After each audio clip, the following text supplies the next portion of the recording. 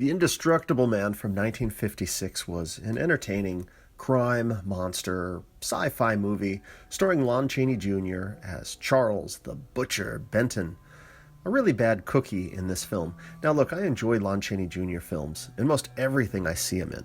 He was great as the Wolfman and the Mummy and other characters. Now, here, his character really isn't anything over the top. He's just this big, creepy dude that just happens to be indestructible. In fact, other than a few brief mad scientist moments in this film really plays out more like just a crime thriller, albeit one with an indestructible antagonist. So the plot here is basically that his character, the Butcher Benton, he is to be executed at the state prison, and at his execution he vows to return and kill again. Also important to the plot is he has apparently hidden away some money, and this Detective Dick Chasen, played by Max Showalter, sort of has this Greg Kinnear vibe to him. Well, he's in the film as well, looking for the treasure, and Marian Carr plays his love interest, Eva Martin. And there is a very long, drawn-out scene of the two of them sitting in a car talking together, but otherwise they have a nice little relationship, I suppose. Anyhow, this detective is trying to figure out where the money is hidden. Meanwhile, Benton has been put to death, but there's this Professor Bradshaw and his assistant who try to do some mad, scheming science to bring Benton back to life again. Like Frankenstein, kind of, with the electrical currents and machines with lots of dials and whatnot.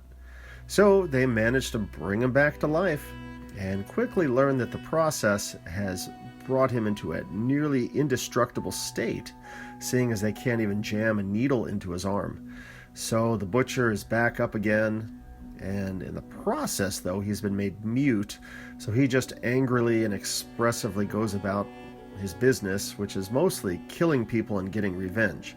And of course, the first ones he kills are the scientists here. And I thought it was kind of fun how he does this cool close-up scene where his eyes just kind of twitch as he stares at the camera.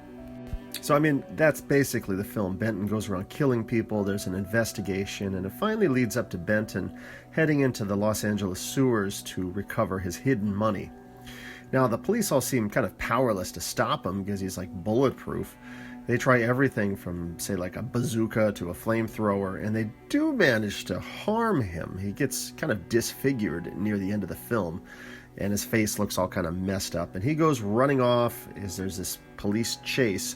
They chased him out of the sewers, and he goes climbing up on a tower dangerously close to some high voltage power lines. Whatever will happen to him? Well, go and check this one out and you'll see. Now, regardless of how cheesy some might see a film like this, and yes, it's been well riffed by Mystery Science Theater 3000, I still think it's a decent film, and it has some merits.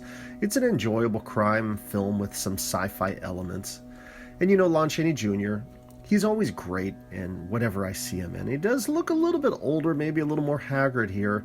I think some of the background I read on the film said that he was mostly drunk through most of the filming. But you know what? He's still a great actor, and he steals the show here. And honestly, I do prefer his werewolf character the most. That's probably my favorite of the bunch. But this is still a fair effort, and even though he's this totally creepy character, you still do kind of sympathize with him a little bit by the end of the film, especially when everybody's chasing him out of the sewers. And I love those LA sewers, by the way. I've just seen them time and time again recently in films like Them.